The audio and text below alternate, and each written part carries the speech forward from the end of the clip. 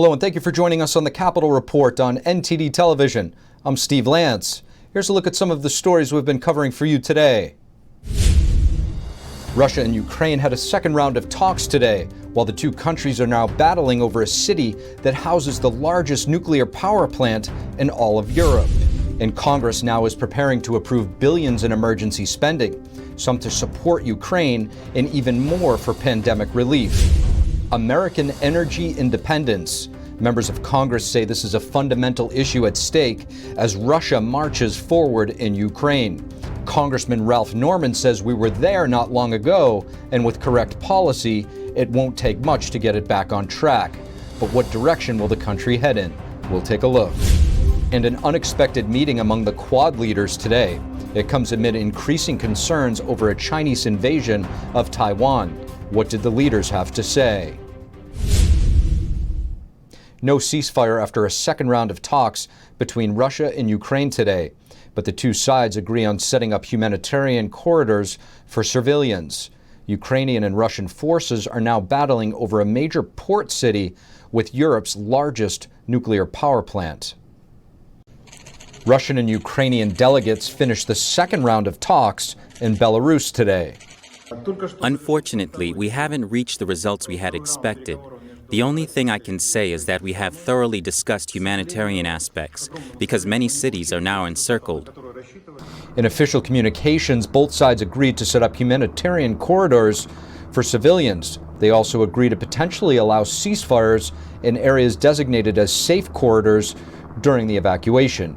The positions of both sides are absolutely clear, written down in points.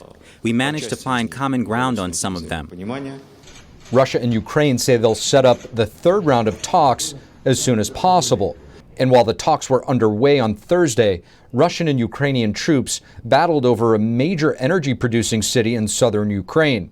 The city is home to the biggest nuclear power plant in Europe. Russian forces continue to make progress in the southern part of Ukraine. They took over a major port city called Kherson after heavy fighting. The mayor of the city said on Thursday that no Ukrainian troops remain in that city. And Russian President Vladimir Putin says that the war is going according to plan. The White House is asking Congress to immediately approve tens of billions of dollars, some to spend on Ukraine and more to spend at home for future pandemic response. Here's NTD's Melina Wisecup with the details. Lawmakers on Capitol Hill this week are working to send more money to help Ukraine in their time of crisis. The White House wants Congress to immediately approve $10 billion. Here's how it would be divided. $5 billion for security, humanitarian needs to Ukraine and allies on NATO's eastern flank. This includes $2.75 billion in support for displaced Ukrainians. $4.8 billion for U.S. troops to go to NATO countries and provide additional military equipment to Ukraine. So this is going to get worse and worse for the Ukrainians, which is why it's more important than ever that we pass a supplemental here in D.C. to get humanitarian aid flowing, to continue the flow of weapons. Both parties are united behind the need to approve the emergency money for Ukraine. But as for Biden's second request, over $22 billion for pandemic aid, lawmakers are not on the same page. Biden asked for the funds this week after the White House laid out a new plan for the next phase of its pandemic response. Vaccines, treatments, tests, masks. These tools are how we continue to protect people. The $22 billion request would support key areas like next-generation vaccines for new variants, antiviral pills, and more free tests. But as Biden insists, this plan isn't free. If Congress provides the funds we need, we'll have new stockpiles of tests, masks, pills ready if needed. And $5 billion would go to help other countries address the pandemic. Congressional leaders today standing behind this plan with support. The fact is the $22 billion for COVID is absolutely necessary. In fact, we probably will need more. To keep life as normal as it can be, we need additional COVID investments now. So, Melina, what's the support in Congress looking like for this new funding request? Well, Steve, there is strong support from both parties to pass more money to help Ukraine. So there is going to be likely bipartisan support for that Ukraine aid, although the top line spending number has not been officially agreed on just yet. Now, as for the pandemic relief, that's something that will likely gain strong Republican pushback. The party has already continuously disapproved of Biden's first COVID package, that $1.9 trillion American Rescue Plan. They've continuously bashed his efforts there and said that this money was little used on actual pandemic measures. So, and actually another group, a large group of Republican lawmakers already sent a letter to President Biden saying that they want him to outline how that first round of COVID relief was spent and how much of it is left before they even consider passing or authorizing another round of pandemic relief. And Senate Minority Leader Mitch McConnell did sign on to that letter, signaling that it is the official Republican response to the White House's request for more pandemic relief. Now, congressional leadership wants to attach both this pandemic relief and the Ukraine aid to their annual spending package, but for that to happen, negotiation talks need to move quickly for leadership to meet their March 11th deadline next Friday. Steve, back to you. Thanks for that, Melina. One of the major policies the Trump administration touted was making the U.S. energy independent. In contrast, President Biden has reversed many of those policies in his first days since taking office. With energy prices skyrocketing and the U.S. purchasing millions of dollars of oil per day from Russia, there is a renewed outcry to reverse course. Congressman Ralph Norman tells NTD there's a way to reduce the prices we're paying at the pump. Here's what he had to say.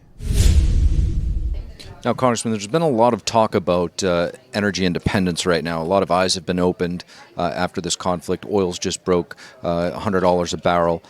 Is there truly a way, and how quickly, if there is, to start to ease the cost of energy? Well, again, by not, he canceled the Keystone Pipeline, which, we have oil coming from Canada, Alaska. We've got a 100-year supply of natural gas and oil that we were exporting. We were energy independent. We cannot be dependent on countries that are our enemies. We've seen what Russia is doing. We're paying $75 million a day in buying Russian oil. How much sense does that make? We've got China looking on the inaction that he has done, that the president is doing. And Taiwan could be next. What's next for Ukraine? What other country? They have illustrated what they're doing. And so it's not like he doesn't have a blueprint for what's happening. And to allow this to continue is so sad when you see the faces of the Ukrainians. You see the horror, but then you see the resolve and the courage. It's a very complicated issue. You touched upon China. The United States economy has been tethered very closely over the years to China. Do we run the risk?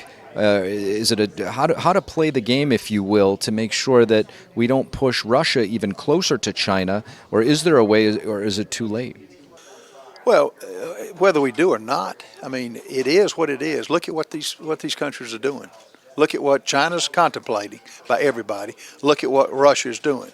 Now, if this isn't a time for the president to lay out a plan to be independent, to bring our manufacturing back to the United States, to stop canceling leases on rare minerals that we're getting for other countries, and to pay Russia for oil, and for the 15 countries that make up OPEC, Venezuela, Iraq, Iran, it's time that this president represent America, not other countries. And the sanctions, Russia's been sanctioned for years, but it's peace through strength. And we haven't had that. We've had words. These policies that you mentioned, canceling leases on rare earth minerals, not allowing drilling in our country, a lot of these things have indirect ways of offsetting debt in our country or subsidizing. There's royalties that go into schools. So it's not just as simple as it is on the surface. No, it's not. And it takes a while to ramp back up. He's been in office, a year and 3 months. It's been a disastrous year and 3 months for the American people. He may be insulated, but look at what the American people are going through for not just gas prices, but food prices, supply chain shortages. And all this, the cancellation of leases, we're spending taxpayers' money to cancel the very leases that are making us money on the exports. So hopefully he will give us a sense of coming to his senses, or whoever it is that's running the country, lay out a plan. And I do not want to just hear words. He needs action-specific plans. Congressman Norman, thank you. My pleasure. On Capitol Hill, both Republicans and Democrats are urging President Biden to ban Russian oil imports. Since the war has begun, we've bought at least 500,000 barrels of oil per day from Russia. And today, an effort is underway to put a stop to it. The bipartisan bill also aims to revive our energy independence. Basically, this is a time for America to stand tall. You know, they depend on us. The world depends on us. Energy has been weaponized. We have the ability to basically counter that weapon. But right now, the signal from this administration is we're going to keep ours in the ground and we're going to count on it from somewhere else. And now we're realizing we've been counting on Russia to help us with that. That signal needs to be uncrossed. The senators say this bill has a higher chance of success because of the support from both parties in both chambers. House Speaker Nancy Pelosi today said she supports banning Russian oil. But while some Democrats do support this, most of them are opposed to revamping domestic oil production and drilling on federal land. President Biden talked with Quad leaders today amid rising concerns over the Indo-Pacific. What did they commit to, and how is it related to the Russian invasion of Ukraine? NTD's Iris Tao has more. Today I'm announcing that we're adding dozens of names to the list, including one of Russia's wealthiest billionaires. In an announcement today, President Biden vows to impose severe economic sanctions on those close to Putin. And I'm banning travel to America by more than 50 Russian oligarchs, their families, and their close associates. But another theater at the center of the focus today is the Indo-Pacific. Biden on Thursday held a virtual meeting with leaders of the Quad. That's the U.S., India, Australia, and Japan. It comes amid rising concerns that China could take advantage of the distracted West to invade Taiwan, a self-governing island democracy. The Japanese leader today says the four leaders agreed that what is happening in Ukraine should not be allowed to happen in the Indo-Pacific. It's a bigger threat. I sat down with the foreign policy analyst. He says the U.S. needs to act more strongly to prevent China from taking Taiwan, which can allow it to dominate the Indo-Pacific and perhaps more. Why do you think it's important to protect Taiwan? Xi Jinping has an ambition. He wants to replace the United States to dominate the world. So imagine, if the world is dominated by the Communist Party, it will be the hell. so we have to avoid this situation. And the former chief of staff of Japan's Air Self-Defense Force told NTD that Japan is already on a heightened alert. The Japanese self-defense forces have heightened their alert. They're not only alert to signs of whether China wants to invade Taiwan, but to every move of China potentially preparing for an invasion. The Biden administration this week sent delegates to Taiwan, citing challenges to its democracy. The Quad leaders are set to hold a summit in May, in which Beijing is sure to be a focus. Reporting in Washington, D.C., Iris Tao, NTD News. On Monday, Florida Democrat Ted Deutsch announced his plans to retire from Congress. That makes him the 31st Democrat who won't be seeking re-election. And Texas Republican Van Taylor has just ended his re-election campaign over a scandal involving infidelity and apologized for having an affair with an ex-jihadist known as the ISIS bride. The House passes a bill that would increase access to extended health care for veterans exposed to toxins during service. House Veterans Affairs Committee Chairman Mark Takano says that costs should not be cut when it comes to covering the care for veterans exposed to toxic waste. Remote military sites such as those in Iraq and Afghanistan use burn pits to incinerate waste and garbage. Toxins emitted from these pits have damaged the health of service members and have been linked to cancer. During his State of the Union address, President Biden said that The brain cancer that took the life of his son, Beau Biden, may have been caused by a burn pit in Iraq. Multiple state attorneys general launch an investigation into China-based TikTok. They allege the video platform is harming children. Many parents are concerned about the state of U.S. education and that un-American principles are being taught in schools. We speak to North Carolina Congresswoman Virginia Foxx, who is on the front lines in the battle for education reform in the United States. And another Democrat has announced plans to retire from Congress. That makes 31 House Democrats that won't be seeking re-election.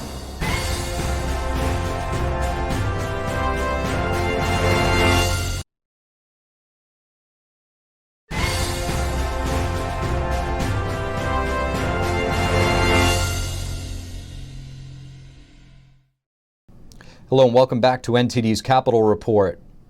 States attorneys general launched an investigation into TikTok's alleged effects on the mental health of young users. The nationwide investigation into the video platform was announced on Wednesday. It's led by multiple states, including California, Florida, and Massachusetts. Child advocates say that TikTok pushes content that promotes eating disorders, self-harm, and suicide. Last month, Texas opened an investigation alleging violations to children's privacy and assisting in human trafficking. Congresswoman Cathy McMorris Rodgers, senior Republican on the House Energy and Commerce Committee, called out TikTok for declining to testify at a hearing on Tuesday. TikTok threatens the safety, mental health, and well-being of our kids. And TikTok has 1 billion monthly users and is owned by China-based ByteDance. And Governor Glenn Youngkin is set to sign a bill allowing parents to review sexually explicit school material. The bill, which passed both state chambers last month, would make Virginia the first state in the nation to adopt such a measure. Youngkin told the Washington Post that notifying parents is common sense. It also fulfills his campaign promise to empower parents. Former Governor Terry McAuliffe vetoed a similar bill in 2016 and 2017. Education and education policy are at the forefront of American culture and American politics. The implications of government education policy have long-lasting effects on society. North Carolina Congresswoman Virginia Foxx has been advocating for education reform since taking office. She says our country is in the midst of an education crisis, and we had a chance to ask her about it. Certainly. During COVID, schools were shut down for a long period of time. This administration cares more about making the unions happy than it does about the education of our children. And so the unions were in control of what was going on with education. And so our children have lost not just a couple of years of education, but tremendous opportunities for development. Having to wear masks when they did go back to school. So we've got an education crisis. It's going to take us a long time to catch up with what's happened. Fortunately, parents saw what was going on with the virtual classes that were happening, and they began to take more control over what was happening. And yet, then the Biden administration turned on the parents and called them domestic terrorists. But the parents are the ones who should be in control of the education of their children, not the federal government. Now, Congresswoman, the Biden administration's been a very big advocate for free tuition. I want to ask you, do you think this is a good idea? And if not, why not? No, of course it's not a good idea. That doesn't do anything to hold down the cost of education.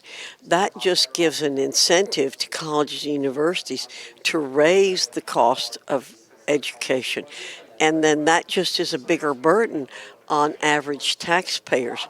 You know, 70% of the population of this country hasn't had the opportunity or hasn't taken the opportunity to pursue education beyond secondary education. So why should those 70% pay for the other 30% who then, in some cases, become higher income workers? Not in all cases, but in some cases. So free tuition's no answer to anything. Do you think it runs the risk, like other socialist programs, specifically medical care in Canada, that it just kind of really makes things worse in the long run? Absolutely makes things worse in the long run.